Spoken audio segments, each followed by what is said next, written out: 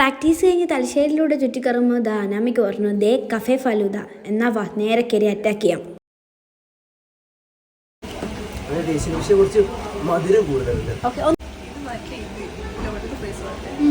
പറഞ്ഞോ, പറ.